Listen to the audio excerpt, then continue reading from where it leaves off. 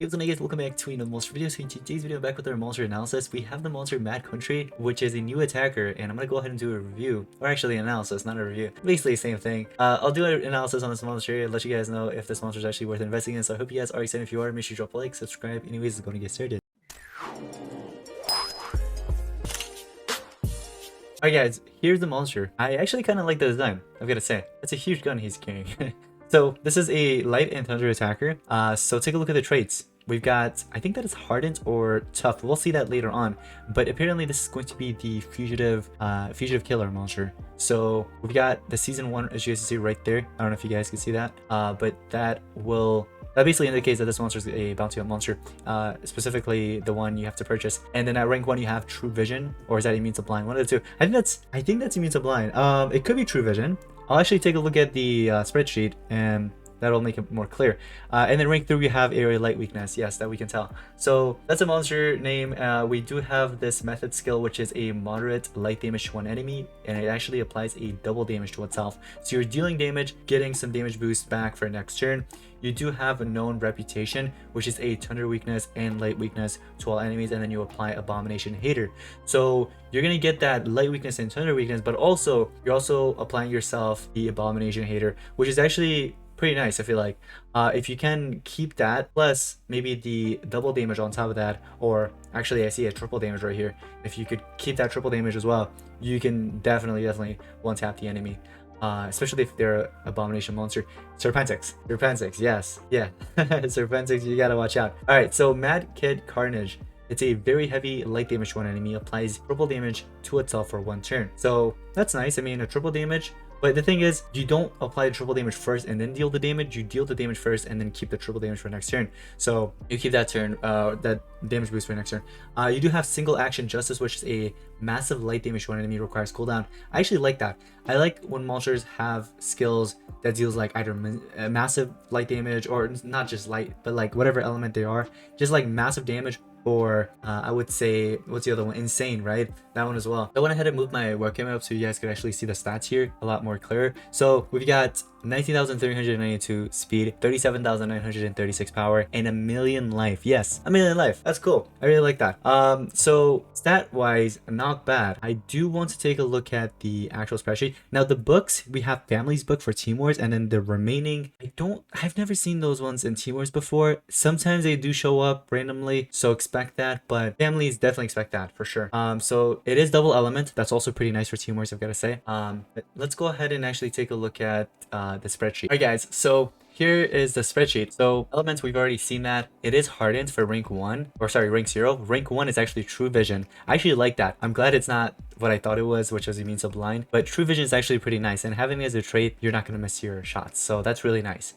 So you're guaranteed to land your shot every time, which is nice. Relics, sword and mask. This is amazing for attackers. Sword and mask, like, it's literally the best duo in my opinion. Like sword and mask, they just go so well together. So for sword, you can go with, for example, laser beam sword or Duke sword. There's also wingsuit sword and many other ones, Elvira sword, things like that. For mask, you could go with Torvok's mask. I think that's going to be the best one to actually go for this monster, Torvok's mask. There's also obviously Tetumen's mask and much more. So I highly recommend going with something that will regenerate your stamina. So whenever you need stamina, you have something, you know what I mean, to back you up. Now take a look at the basic attacks. Salute. Okay, so it's a low damage to all enemies. It is a 0 cooldown. You do need 12 stamina for it. I wouldn't recommend running it at all. There's just better skills down there. So unfazed stare, light weakness to one enemy. I don't think anybody's gonna run this, but it is there and it is spammable. You do have this revolver skill, which is a moderate thunder damage to one enemy and then damage boost to itself as well. So if you want to carry that, it's a 1 turn cooldown, 35 stamina cost. You have hat down low, which is a thunder weakness to all enemies. This light weakness was just to one enemy, but this thunder weakness is an AoE, and you just apply the thunder weakness, that's all. Now, that's the difference though. This requires 0 cooldown, 0 stamina, but the thunder weakness AoE is actually 38 stamina cost and 1 turn cooldown. So this right here, this is what I would highly recommend running from tier 2 and 3. So method skill, reputation, carnage, and this justice skill. These are the 4 best skills for this monster that you want to run, okay? Nothing else. The ultimate, no land for old men. It removes positive status effects from all enemies, applies vulnerability to everybody, and then you're also dealing moderate light damage to all enemies and applying bleeded on top of that. So that's actually not bad. I do like that ultimate. I actually kind of dig it. I think it's nice. You're applying the vulnerability first, you're also removing positive status effects, and then you're also dealing the moderate light damage. It would be nice. Like, it's a good combo. Imagine if it was vulnerability and like light weakness on top of that. Pretty sweet. But vulnerability itself already, that's nice. So ultimate I do like. I think this monster is pretty solid. I feel like it's not like a must-have monster, but it is good. Let's say that, okay? He does not have any remove positive status effect skills as a skill. He does have it as his ultimate, but let's be real here, right? You're not gonna get your ultimate every single battle. So you can't really rely on that remove positive status effect from your ultimate. He just doesn't have any PER skills, unfortunately, as you know, as a skill sets. So that's something he lacks. But the traits, I do like the area light weakness and the true vision. I wish Hardened was like something better. Maybe like I would take dodge area. I would take dodge area. That would be nice, right? That would have made this monster a lot better. Or maybe anticipation. Then it would be like maybe like a must-have monster for sure. But not bad overall, and also not the worst, not the best, whatever you want to say. It's there. It's actually there. You know what I mean? If you want to pick it up, you can. But again, it's not like a must-have monster, but it is good. Okay. So I do like the fact that he has thunder skills and also light skills mixed, and he does have that massive light damage as well, which is 70 power, 70 damage power. And Mad Kid Carnage is actually 60. That's not bad. What I have noticed is that he does not have any AoE skills. He does have one, but I don't know if anybody's gonna run it. Talking about the basic attack, you know, Salute, which is a low thunder damage. That's the only AoE skill that he actually has. Besides Hat Down Low, which is a thunder weakness to everybody, but you're just applying the thunder weakness and you're not dealing damage with it, if that makes sense. And same with the known reputation, thunder weakness and light weakness while enemies. You're not dealing damage. You're just applying the weaknesses. You know what I mean? So unfortunately, I personally will have to pass on this monster. I mean, I pass on almost every monster in the bounty hunts. Well, actually, that's not true. I did. Who did I pick up? I feel like I picked up somebody, and it was rank 0 or something, and then I worked my way up. If this monster was so good, I would have actually picked it up. Even rank 0, rank 3. I don't know about rank 5. $100 for a monster is just too much.